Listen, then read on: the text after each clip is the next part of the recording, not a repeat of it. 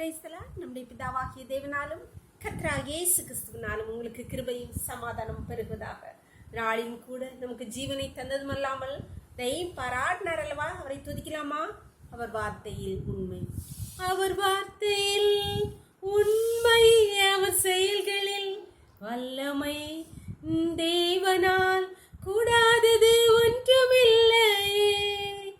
பாலைவனமான வாழ்க்கையில் மொழியை தருபவர், பாதை காட்டும் மேய்ப்பனாய் உடன் வருபவர். அவர் வார்த்தையில் உண்மை, அவர் செயல்களில் வல்லமை. என் தேவனால் கூடாதது ஒன்றுமில்லை. என் தேவனால் கூடாதது ஒன்றுமில்லை. ஒரு வேத பகுதி வாசிக்கலாமா? ஏசாயா 63வது அதிகாரம் வசனங்கள் 7-8. நீங்களோ கர்த்தரின் ஆசாரியர் என்று சொல்லப்படுவீர்கள். உங்களை நமது தேவனுடைய பணிவிடைக்காரர் என்பார்கள். நீங்கள் ஜாதிகளின் செல்வத்தை அனுபவித்து அவர்கள் மகிமையை கொண்டு மேன்மை பாராட்டுவீர்கள். உங்கள் வெட்கத்துக்கு பதிலாக ரெண்டத்தனையாய் பலன் வரும். லெச்சைக்கு பதிலாக தங்கள் பாகத்தில் சந்தோஷப்படுவார்கள்.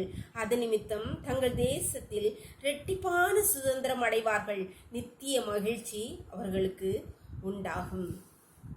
உங்கள் வெட்கத்துக்கு பதிலாக ரெண்டத்தனையாய் பலன் வரும். அதனால ரெட்டிப்பான சந்தோஷத்தை தருவேணி ஆண்டவராகிய கர்த்தர் இங்கே சொல்லுகிறார். ஏசாயா தீர்க்கதரிசியை கொண்டு நம்மளோடு அதைதான் சொல்லுகிறார். நாம் பல வேளைகளில் நம்முடைய குடும்ப வாழ்க்கையிலே நிந்தை, அவமானம், வேதனையான வார்த்தைகள், பழிச்சொற்கள் எல்லாம் கேட்டிருப்போம்.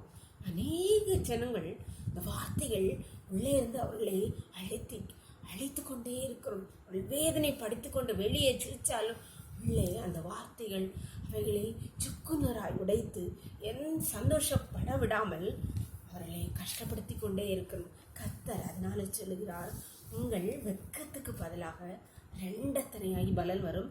அதனால ரெட்டிப்பான சந்தோஷம், சுதந்திரம் அடைவார்கள். அன்பான பிள்ளைகளே, யாரெல்லாம் கண்ணீரோடு வேதனையோடு, அப்பா இவங்க இப்படி சொல்லிட்டாங்களே, இடத்துல நான் இப்படி தலை குனிஞ்சி போனேனப்பா, இந்த வேலை ஸ்தலத்தில் நான் இப்படி அவமானப்பட்டு நின்னப்பா, என் பிள்ளைகளுக்கு நல்ல நிலைமை கிடைக்காதனால, சுற்றுல இருக்கிறவங்களால கஷ்டப்படுறேனே, வெட்கத்தில் என்னை யாரும் மதிக்கிறதில்லையே, என்னை யாரும் கண்டுக்கிறதில்லையே அப்படின்னு கவலையோடு இருக்கீங்களா? கர்த்தர் உங்களை பார்த்ததான் சொல்றார், உங்கள் வெட்கத்துக்கு பதிலாக ரெண்டத்தனையாய் பலன் வரும். உங்கள் பாகத்தில் ரெட்டிப்பான சுதந்திரம். நம்புறீங்களா? கண்டிப்பா சுதந்திரத்துக்குள் விசுவாசத்தை அறிக்கை செய்யுங்க. அப்பா நான் இதை நம்புறேன்ப்பா, நீங்க எனக்கு தான் சொன்னீங்க, என்னோடு தான் பேசுனீங்க, நான் ரெட்டிப்பான சந்தோஷத்தை பலனையும் அடைய போகிறேன் நம்பிக்கையோடு வார்த்தையை அறிக்கை செய்யுங்க. கர்த்தர் உங்களை நிச்சயமாய் இன்னைக்கு அதை சுதந்திரித்துக் கொள்ள செய்வார். ஜெபம் பண்ணலாமா? எங்களை நேசிக்கிற எங்களை அன்பின் தகப்பனே, இந்த அருமையான நாளுக்காக கூட கொடி நன்றிப்பா. நாளின் காலை முதல் இம்மட்டுமாய் உங்களுடைய தயவுள்ள கரம், உங்க கிருபை எங்களை தாங்கினதேப்பா. நன்றியோடுமே துதிக்கிறோம் கர்த்தாவே. இப்பொழுது அடியாளோடு இணைந்திருக்கிற ஒவ்வொரு பிள்ளைகளும் நம்முடைய கருத்திலே தெரியுமாப்பா. இந்த உலகத்திலே வெட்கப்பட்டு அவமானப்பட்டு கூனி குறுகி நிமிர முடியாமல் இருக்கிற ஒவ்வொரு பிள்ளைகளும் நம்முடைய கருத்திலே தெரிகிறோமாப்பா. என் தகப்பனே, வெட்கத்துக்கு பதிலாக ரெண்டத்திரியை பலனை, ரெட்டிப்பான சுதந்திரத்தை இன்றை கட்டளையிடுவீராக. ஒவ்வொரு பிள்ளைகளும் அதை சுதந்திரிக்கப்படுவீராக கர்த்தாவே. நீர் சர்வ வல்லமையுள்ள தேவனாகிய கர்த்தர், நீர் சொன்னது என்பதை ஆண்டவரே நீர் விளங்க பண்ணுங்கப்பா.